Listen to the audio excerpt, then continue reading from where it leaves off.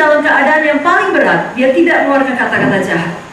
Hanya pada waktu saat dia berpisah dengan Bapa, Yesus tidak tahan lagi, maka dari atas kayu salib dia berkata, Eli, Eli, lama sabachthani. Bapa, mengapa kau tinggalkan aku? Karena saudara, bisa jadi saudara sangat menderita, saudara tidak berkata apa-apa, tapi ada satu momen di mana kemudian akhirnya saudara mengeluarkan perkataan, dan saudara berpikir orang akan mengerti penderitaan itu. Tidak ada yang mengerti. Sama seperti Yesus ketika dia berkata, Eli, Eli, lama sabachthani. Tidak ada orang, betul dia anak Allah. Misalnya, pas waktu dia pas mengucapkan itu, dia sedang memanggil Bapa. Saudara tahu orang lagi salah mengerti. Apa kata orang? Dia memanggil Elia. Yuk kita lihat, yuk. Apa nanti Elia datang menyelamatkan dia? Jadi anak-anak Tuhan, kalau disalah mengerti, maju tulisan. Haleluya. Yesus lebih dahulu mengalaminya. Amin. Tahukah saudara apa perkataan Yesus mengenai semua orang itu? Ya Bapa, dalam Lukas 23:34, ya Bapa, ampunilah mereka, sebab mereka tidak tahu apa yang mereka berbuat. Nah, kalaupun ada orang dengan sengaja membuat saudara menderita karena saudara mengikut Yesus, kalau mereka memang belum mengerti, saudara berdoa seperti Yesus, ya Bapa, Amin. ampunilah mereka belum selamat, keluarga saya ini belum selamat, orang tua saya ini belum selamat, pasangan saya ini belum selamat, anak saya ini belum selamat. Mereka tidak tahu apa yang mereka berbuat. Tapi sebaliknya, kalau itu datang dari sesama anak Tuhan yang memang iri hati seperti saudara-saudara Yusuf, dengan sengaja mau membunuh Yusuf, dengan sengaja mau menghancurkan Yusuf, saudara tidak usah ganti doa saudara. Tetap katakan, ya Bapa, ampunilah mereka, karena mereka tahu betul yang mereka berbuat. Tapi intinya, ampunilah mereka. Amin. Katakan amin. Amin. Sekali lagi, kenapa? Karena itu membentuk kita menjadi dewasa rohani, lebih dewasa rohani, dalam arti kata lebih seperti Yesus. Amin. Wah roh dihasilkan di dalam kita. Saudaraku, biasanya saudara tidak bertambah di dalam wah roh, tidak bertumbuh dalam wah roh ketika saudara diberkati. Kalau kita mau jujur ya, biasanya pada umumnya saudara akan bertumbuh di dalam wah roh ketika saudara mengalami dapur api kesengsaraan. Ya, amin. Berkata disitulah kita dimurnikan. Sama seperti emas, kalau dia tidak 24 karat, dia dilebur dalam api. Maka kalau dia 16 karat, maka sisanya yang lain, semua sanga, semua kotoran, semua yang bukan emas akan naik ke atas. Impurities ya, itu akan naik ke atas, akan ketahuan. Di mana? Di dalam dapur api kesengsaraan. Lalu kalau kita mau, kita izinkan Roh Kudus membuang itu, lalu dihasilkan buah roh dalam kita. Lalu mempersiapkan kita untuk panggilan kita yang besar tersebut. Amin. Ya, atau dalam perjanjian lama, mimpi Yusuf yang besar tersebut.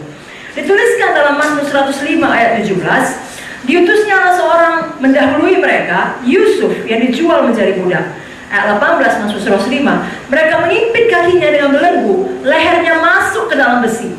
Tapi dalam salah satu terjemahan bahasa Inggris dikatakan, his soul came into iron, iron entered his soul. Besi masuk ke dalam jiwanya, jiwanya menjadi teguh seperti besi. Jadi bukan leher, jiwanya menjadi teguh seperti besi.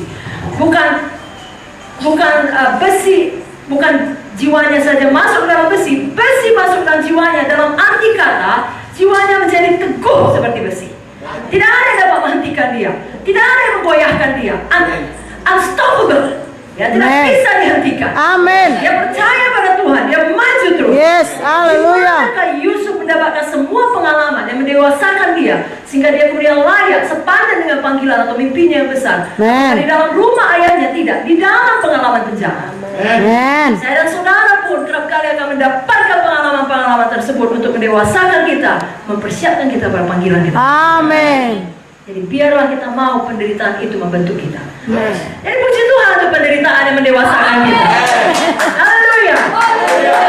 Seperti Yusuf pada waktu Tuhan diangkat Tuhan tinggi, saya percaya semua bapak, ibu, abang, kakak diangkat Tuhan tinggi.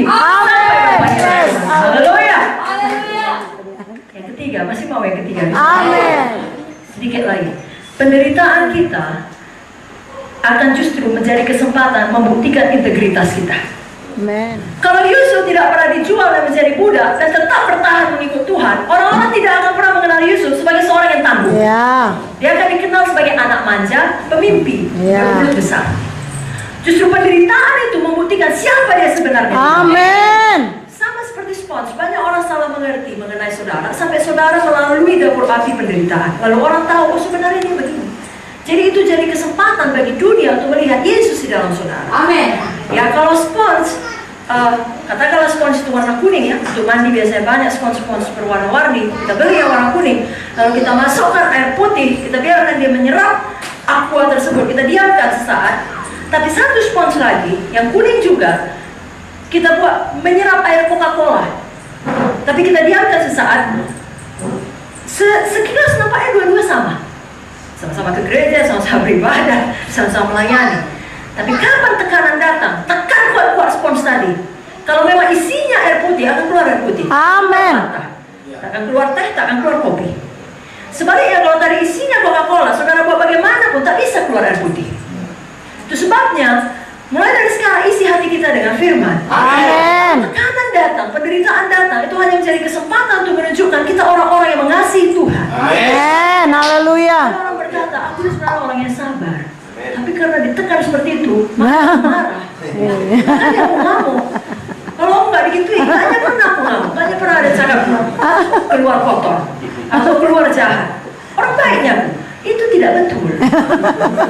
Memangnya dia pemarah. Haleluya. Ya, ada kekotoran. Lalu Haleluya. ketika ada kesempatan mengeluarkannya, ditekan dia keluar yang kotor. Haleluya, betul. Tapi itu ada baiknya, sehingga kalau saudara mau rendah hati, saudara mengakui, kupikirnya aku setia, rupanya enggak. Kupikirnya aku jujur, penipu juga. Misalnya begini saudaraku ya, pulang kita dari ibadah ini, tiba-tiba ada uang 400.000 di situ. Nah, apakah yang kita lakukan? Apakah kita langsung nyanyi, ku nyanyi haleluya, Tuhan memimpin langkah-langkah orang benar. Dari kebetulan di dalam hidup ini betul-betul berkat tercurah. Atau sebaliknya, itu kita berikan kepada Bapak Pendeta Bernard dan berkata, Pak, ini ada yang tinggal uangnya. Bapak umumkan, nah, siapa yang kehilangan? Amin. Jadi baik itu godaan, baik itu penderitaan, apapun caranya, jenisnya, itu justru membuktikan siapa kita sebenarnya. Amin. Dunia akan melihat siapa kita yang di dalam. Dan sekali lagi kalau ternyata yang keluar tidak baik, mari kita rendah hati dan mari kita bertobat. Haleluya. Amin saudaraku. Haleluya. Yang mau